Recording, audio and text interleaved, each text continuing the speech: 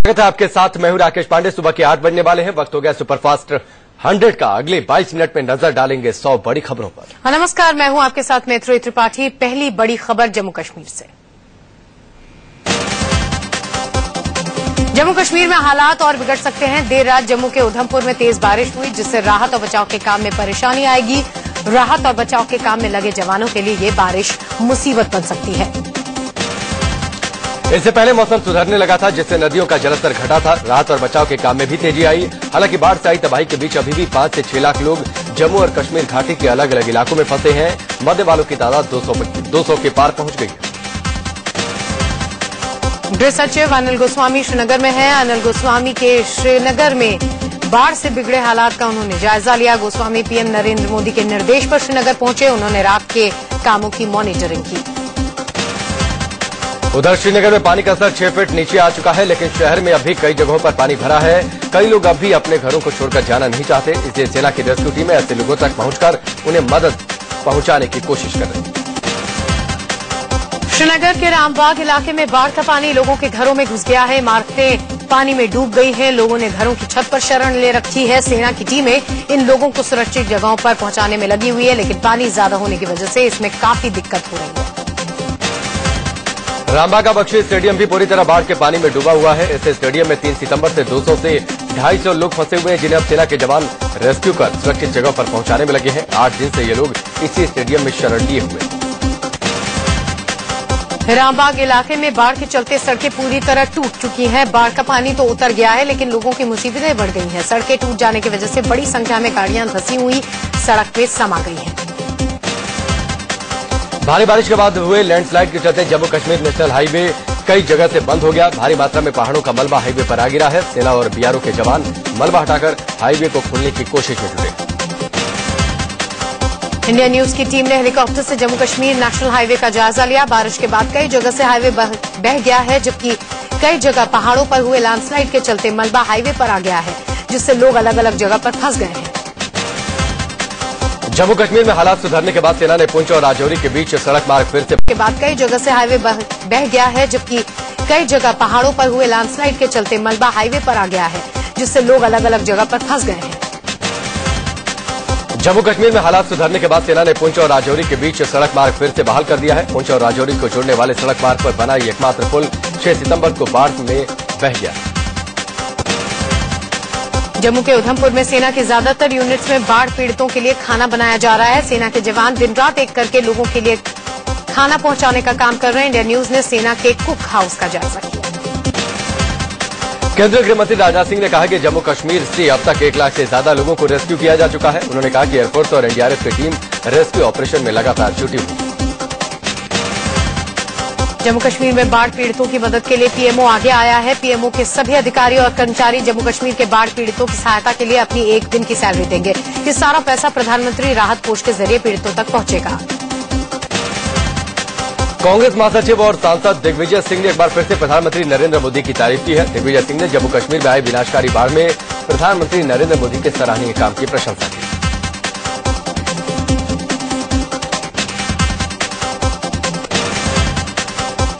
बिहार के दरभंगा से वैष्णो देवी दर्शन करने गए 18 तीर्थयात्री वहां ही बाढ़ में फंस गए हैं। इनमें से एक ही परिवार के 10 लोग शामिल हैं। 4 सितंबर से ये तीर्थयात्री लापता हैं। तमाम कोशिशों के बाद भी घर वालों का इनसे कोई संपर्क नहीं हो पाया है। पाकिस्तान में भी भारी बारिश और बाढ़ के कहर ने लोगों का जीना मुश्किल कर दिया है। बारिश के चलते हुए लैंडस्लाइड और बाढ़ की वजह से अब तक 250 से ज्यादा लोगों की मौत हो चुकी है। 10 लाख से अधिक लोग बाढ़ से प्रभावित हैं। अकेले पाकिस्तान के पंजाब प्रांत में बाढ़ के चलते 179 लोगों की मौत हो गई है, जबकि पाकिस्तान के कब्जे वाले कश्मीर यानी पीओके में 64 और गिलगिट बाल्टिस्तान में 14 लोगों की मौत हो गई है। बाढ़ से 6000 से ज्यादा मकानों को नुकसान पहुंचा है।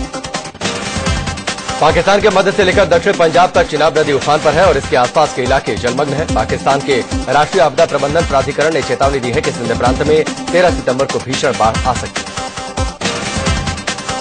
गुजरात के वडोदरा से हैरान करने वाली तस्वीरें सामने आई हैं। सड़क पर बाढ़ के पानी में एक मगरमच्छ तैरता हुआ नजर आया है।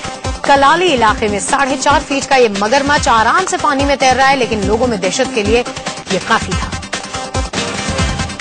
मगरमच्छ के होने की सूचना फौरन वन विभाग को दी गई। करीब 30 मिनट की कोशिश के बाद वन विभाग को मगरमच्छ पकड़ने में कामयाबी मिली। तब जाकर लोगों ने राहत की सांस ली। इससे पहले एक मगरमच्छ ने 2 लोगों पर हमला भी किया। दिल्ली से सटे गाजियाबाद में देर रात पुलिस और बदमाशों के बीच कई राउंड फायरिंग हुई। दोनों तरफ से करीब 20 मिनट तक गोलियां चली। गाजियाबाद के स्वर्ण जयंती पार्क के पास हुई मुठभेड़ से पूरे इलाके में दहशत है। मुठभेड़ के बाद पुलिस ने एक बदमाश को धर दबोचा। दरअसल पुलिस स्वर्ण जयंती पार्क के पास चेकिंग कर रही थी। उसी वक्त एक होंडा कार वहां पहुंची। पुलिस ने उसे रोका तो अंदर बैठे बदमाशों ने फायरिंग शुरू कर दी। इसके बाद पुलिस ने भी मोर्चा संभाल लिया। पुलिस की ओर से जवाबी कार्रवाई होता देख दोनों बदमाश पार्क में छिप। 20 मिनट तक दोनों तरफ से हुई फायरिंग के बाद एक बदमाश पकड़ा गया, जबकि दूसरा फरार हो गया। इस मुठभेड़ में एक पुलिस वाला भी घायल हो गया। दोनों बदमाश कुछ दिन पहले जेल से छूटे थे। उधर फरार हुए बदमाश की सूचना दिल्ली पुलिस को भी दे दी गई है। यूपी के बुलंदशहर से डकैती की लाइव तस्वीरें सामने आई हैं। हथियारों के साथ सराफा की दुकान में घुसे डकैतों ने सबके सामने देखते ही देखते करोड़ों का माल लूट लिया। लुटेरे चेहरे को तौलिया और हेलमेट से ढके हुए थे। इन लुटेरों में एक खाकी वर्दी में भी दिख रहा है। करोड़ों की डकैती कोतवाली इलाके के एक बड़े सर्राफा दुकान से हुई है। लुटेरे 7 की संख्या में थे और टाटा सफारी गाड़ी से आए थे। राजस्थान के नागौर में पुलिस का बर्बर चेहरा देखने को मिला। उसके मौके पर तांगा दौड़ के साथ चलने वाली बाइक और जीप पर सवार लड़कों के ऊपर पुलिस ने जमकर लाठियां भाजी। पुलिस का ऐसा चेहरा देखकर वहां मौजूद हर कोई हैरान था, क्योंकि ये पहली बार नहीं हो रहा था कि तांगा दौड़ के साथ बाइक और जीप सवार लड़कों पर इस तरह लाठियां नहीं बरसाई गई थी। यूपी के सुल्तानपुर में एक महिला से रेप के बाद उसे धारदार हथियार से घायल करने का मामला सामने आया। लंबुआ इलाके में पड़ोसी पर वारदात को अंजाम देने का आरोप लगा। गुजरात के जामनगर में 3 नाबालिगों से रेप के 3 अलग अलग मामले सामने आए हैं। पहले मामले में पुलिस ने आरोपी को गिरफ्तार कर लिया है, जबकि मजदूरी करने वाली 2 नाबालिग लड़कियों से उनके ही साथ काम करने वाले 2 लड़के रेप करके फरार हो गए। तुलजी घोटाले को लेकर पूर्व सीएजी विनोद राय ने एक बार फिर से बम फोड़ा है। कहा मनमोहन सिंह को थी घोटाले की पूरी जानकारी। वहीं कांग्रेस नेता संजय निरुपम ने विनोद राय के आरोपों को पूरी तरह से खारिज कर दिया है और उन्हें झूठा करार दिया है। संजय निरुपम ने दावा किया कि उन्होंने कभी भी विनोद राय से मुलाकात नहीं की। पीएम नरेंद्र मोदी के पेट प्रोजेक्ट 100 स्मार्ट सिटी का ब्लूप्रिंट तैयार हो चुका है। इसको लेकर केंद्रीय शहरी विकास मंत्री वेंकैया नायडू आज दिल्ली के विज्ञान भवन में अलग अलग राज्यों के मुख्यमंत्रियों के साथ बैठक करेंगे। गुरुवार को प्रधानमंत्री नरेंद्र मोदी ने स्वच्छ भारत मिशन के लिए एक उच्च स्तरीय बैठक की। बैठक में पीएम ने स्वच्छ भारत को जन आंदोलन बनाने और ज्यादा भागीदारी के लिए इसे आर्थिक गतिविधियों से जोड़ने की बात कही। साफ सफाई को टूरिज्म से जोड़ते हुए पीएम ने कहा कि दुनिया में देश को लेकर बनी धारणा को बदलने के लिए साफ सुथरे शहर बेहद जरूरी है। पीएमओ की तरफ से जारी बयान में कहा गया कि यह अभियान 2 अक्टूबर को महात्मा गांधी के जन्मदिन पर शुरू होगा। डीयू में करीब 1.5 लाख तो जेएनयू में करीब 8,500 छात्र वोटर हैं। डीयू में 28 उम्मीदवार किस्मत आजमा रहे हैं। वहीं जेएनयू में सेंट्रल पैनल में 22 उम्मीदवार हैं। डीयू में मुकाबला एबीवीपी और एनएसयूआई के बीच होगा, तो जेएनयू में वामपंथी छात्र संगठन पर गढ़ बचाने की चुनौती होगी। बीजेपी को सरकार बनाने की सलाह देने वाले बयान पर शीला दीक्षित कांग्रेस में ही घिरती नजर आ रही हैं। कांग्रेस के पूर्व विधायक भीष्म शर्मा ने शीला दीक्षित को पार्टी से निकालने के लिए सोनिया गांधी को चिट्ठी लिखी। मैंने सोनिया जी से अपील किया कि कांग्रेस इमीडिएटली इनको बाहर किया जाए और शीला दीक्षित कह के बीजेपी को सरकार बनानी चाहिए, तो इससे साफ जाहिर होता है कि बीजेपी के साथ ही मिली हुई। शीला दीक्षित के इस बयान से कांग्रेस ने किनारा कर लिया है। कांग्रेस के मुकेश शर्मा ने कहा कि ये शीला का निजी बयान है और इस बयान से पार्टी सहमत नहीं है। मुझे शीला जी के बयान से बहुत धक्का लगा है और उनके निजी विचार हैं। कांग्रेस पार्टी के मैं स्टैंड को दोहराना चाहता हूं। कांग्रेस पार्टी भारतीय जनता पार्टी जैसे सांप्रदायिक दल द्वारा किसी भी अनैतिक तरीके से सरकार बनाए जाने के खिलाफ है। जो उन्होंने कहा कि भाजपा की सरकार बने तो इसमें गलत क्या है, मैं इससे सहमत नहीं हूं, ना कांग्रेस पार्टी इससे सहमत है। ज्यादातर कांग्रेसी जहां शीला से किनारा कर रहे हैं, तो वहीं कांग्रेस विधायक मतीन अहमद उनके समर्थन में उतर आए। मतीन अहमद ने कहा कि शीला ने जो कहा वो सही है। शीला दीक्षित के बयान पर कांग्रेसी भले ही सकते में है, लेकिन बीजेपी ने इसका स्वागत किया है। दिल्ली प्रदेश बीजेपी अध्यक्ष सतीश उपाध्याय ने कहा कि शीला ने मौजूदा हालात को लेकर सही बयान दिया है। शीला जी बहुत वरिष्ठ नेता हैं और 15 साल उन्होंने दिल्ली पर राज किया है वो संवैधानिक निटिगिटीज को जानती हैं। एज अ पॉलिटिकल लीडर उनकी जो टिप्पणी है वो बहुत ही गंभीर है, बहुत मैच्योर है।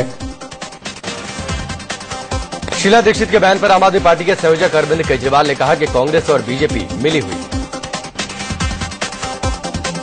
कांग्रेस और बीजेपी दोनों मिले हुए हैं। आज शीला दीक्षित ने उस बात की पुष्टि की है, एक तरह से खुल के कह दिया कि कांग्रेस बीजेपी की सरकार बनाना चाहती है। अगर वो बीजेपी की सरकार बनाना चाहती है। दरअसल दिल्ली की पूर्व मुख्यमंत्री शीला दीक्षित ने कहा था कि अगर नंबर हैं तो बीजेपी को दिल्ली में सरकार बना लेनी चाहिए। शीला ने दिल्ली में सरकार बनने की वकालत करते हुए ये भी कहा था कि कांग्रेस और आम आदमी पार्टी के भी विधायक चुनाव नहीं चाहते हैं। बीजेपी प्रेसिडेंट ने ये कहा है तो जिम्मेदारी से कहा होगा ना। तो यदि इस स्थिति पर पहुंच गई है बीजेपी कि वो सरकार बना सकती है तो अच्छी बात है दिल्ली के लिए। इससे पहले एक अखबार से बीजेपी के राष्ट्रीय अध्यक्ष अमित शाह ने कहा था कि दिल्ली में बीजेपी के पास जनादेश है और अगर कोई समर्थन देता है तो पार्टी दिल्ली में सरकार बनाएगी। उधर अमित शाह के बयान पर आम आदमी पार्टी ने निशाना साधा। मनीष सिसोदिया ने कहा कि बीजेपी चोर दरवाजे से सरकार बनाना चाहती है और चुनाव से भाग रही है। बीजेपी नेता शेर सिंह डागर के स्टिंग ऑपरेशन की सीडी लेकर अरविंद केजरीवाल दिल्ली के पुलिस कमिश्नर बीएस बस्सी से मिले। केजरीवाल ने डागर पर एफआईआर करने और उन्हें गिरफ्तार करने की मांग की।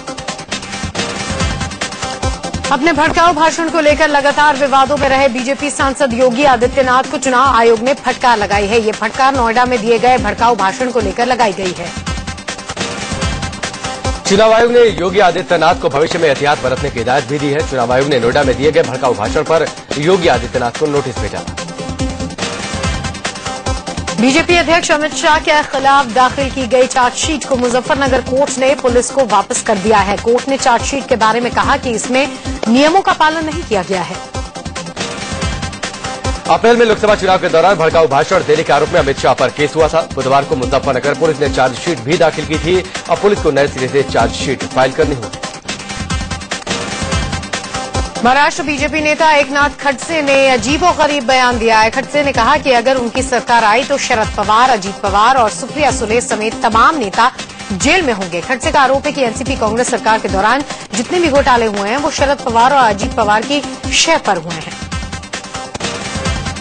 वाराणसी में मुस्लिम धर्मगुरु कल्बे सादिक ने विवादित बयान दिया है। कल्बे सादिक ने कहा कि जो मुसलमान लव जिहाद करे उसे मार देना चाहिए।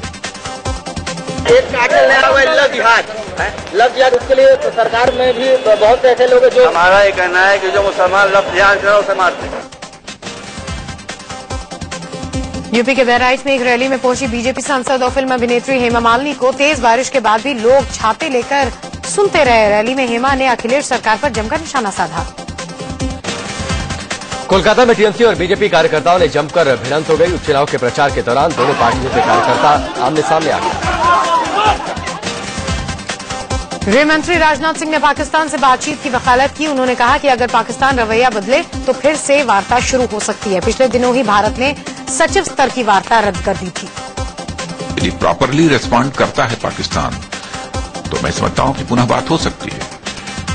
पड़ोसी पड़ोसी होता है, दोस्त बदलते हैं लेकिन पड़ोसी नहीं बदलते हैं। तो हम भी ये चाहते हैं कि पड़ोसियों के साथ रिश्ते हमारे बेहतर हों। दिल्ली में राष्ट्रवादी शिवसेना के कार्यकर्ताओं ने आलिशान पाकिस्तान एक्सपो के विरोध में प्रदर्शन किया। इस दौरान कार्यकर्ताओं ने गद्दार पाकिस्तान का सामान नहीं बिकेगा के नारे लगाए। पुलिस ने प्रदर्शनकारियों को हिरासत में लिया। पाकिस्तान हाई कमिश्नर अब्दुल बासिक ने आलिशान पाकिस्तान एक्सपो पर कहा कि इस इवेंट से दोनों देशों के बीच व्यापारिक रिश्तों के नए रास्ते खुलेंगे। उन्होंने कहा कि दोनों देशों को आपदा से लड़ने के लिए साथ काम करना होगा। दिल्ली के प्रगति मैदान में चल रहे आलिशान पाकिस्तान एक्सपो में लोगों की भीड़ उमड़ी। एक्सपो में पाकिस्तान के खास तरह के परिधान की लंबी रेंज मौजूद है जो लोगों को काफी पसंद आ रही है। फर्जी एनकाउंटर केस में गुजरात के निलंबित आईपीएस अफसर डीजी वंजारा को बड़ी राहत मिली है। बॉम्बे हाईकोर्ट ने सोहराबुद्दीन और तुलसीराम प्रजापति एनकाउंटर केस में वंजारा को 2 लाख के मुचलके पर जमानत दे दी है। गुजरात के पूर्व डीआईजी डीजी वंजारा फर्जी एनकाउंटर मामले में साल 2007 से ही जेल में बंद थे। बॉम्बे हाईकोर्ट ने उन्हें इस केस में 7 साल बाद जमानत दी। केरल सरकार के बार लाइसेंस रद्द करने के फैसले पर सुप्रीम कोर्ट ने 30 सितंबर तक रोक लगा दी है। सुप्रीम कोर्ट ने कहा है कि अगली सुनवाई होने तक केरल में बार खुले रहेंगे। यूपी के कैबिनेट मंत्री आजम खान की मुश्किल बढ़ सकती है। जल निगम के अध्यक्ष पद पर रहते हुए मंत्री बनने के खिलाफ हाईकोर्ट के लखनऊ बेंच में दायर याचिका पर सरकार की ओर से जवाब नहीं आने पर कोर्ट ने एक हफ्ते के अंदर जवाब देने को कहा। सलमान खान से जुड़े हिट एंड रन केस में आज मुंबई सेशंस कोर्ट में सुनवाई होगी। इस केस से जुड़ी कुछ फाइल्स गायब हो गई थीं, जिन्हें पुलिस आज कोर्ट में पेश कर सकती है। सुरेंद्र कोहली के पुनर्विचार याचिका पर आज सुबह 10:30 बजे सुप्रीम कोर्ट में सुनवाई होगी। नोएडा के निठारी में रिम्पा हजर की हत्या के मामले में कोहली को फांसी की सजा मिली। निठारी कांड में फांसी की सजा पाए सुरेंद्र कोहली से उसकी मां ने मुलाकात की। मेरठ जेल में ये मुलाकात करीब 1 घंटे तक चली। पिछले दिनों ही कोहली की फांसी होने वाली थी। मुरादाबाद पुलिस की हैरान करने वाली करतूत सामने आई है। ठाकुरद्वारा थाने की पुलिस ने 1 साल के बच्चे से शांति भंग होने की आशंका जताई। 1 साल के बच्चे को मिले नोटिस से परिजन सख्ते में है। वहीं आला अफसरों के भी होश उड़ गए हैं। एसपी ने मामले की जांच कर दोषी पुलिस वालों पर कार्रवाई की बात कही है।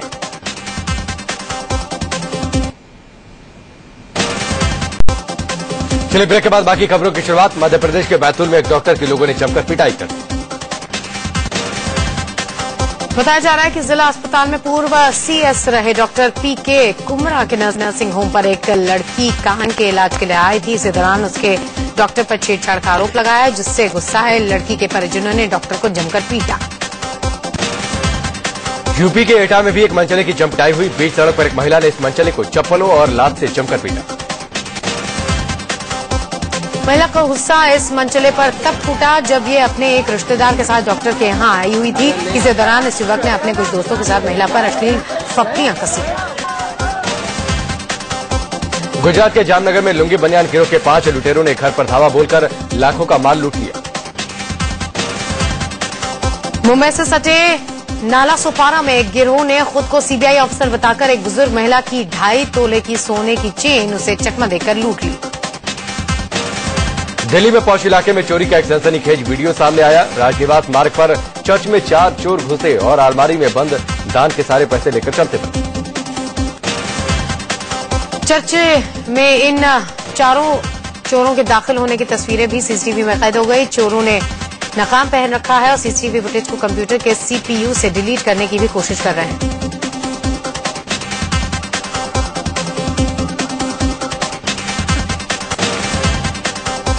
दिल्ली के निहार विहार इलाके में एक पुराने घर की बालकनी गिरने से 15 साल के एक बच्चे की मौत हो गई।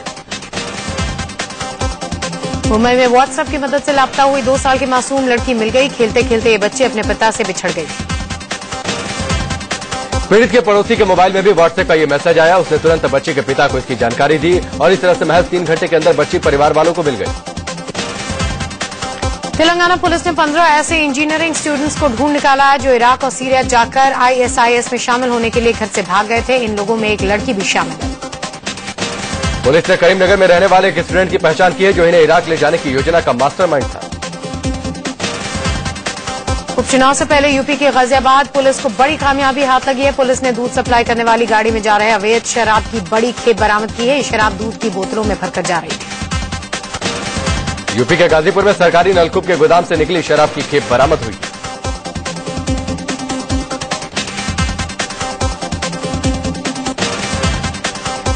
यूपी के बलिया में एक पत्रकार पर जानलेवा हमला किया गया। डोकरी इलाके में रहने वाले शिवदयाल पांडे की रिपोर्ट पर कुछ लोगों के खिलाफ गुंडा एक्ट के तहत मामला दर्ज किया गया है। लखनऊ में एक महिला सिपाही ने छेड़खानी के आरोप में विजिलेंस में तैनात एक दारोगा को गिरफ्तार किया है।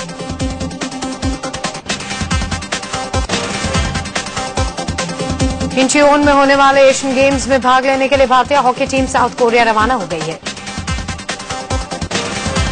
अमेरिकी खुफिया एजेंसी सीआईए के प्रवक्ता ने कहा कि इराक और सीरिया में आईएसआईएस के लड़ाकों की संख्या 20,000 से 31,000 के बीच है।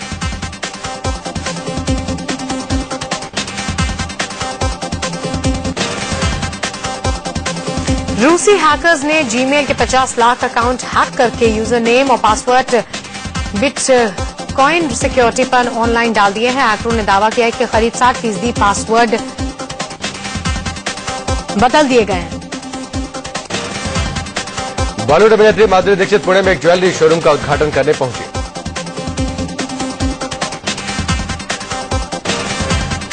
और चलिए इसी के साथ सुपरफास्ट 100 में फिलहाल अभी के लिए बस इतना है।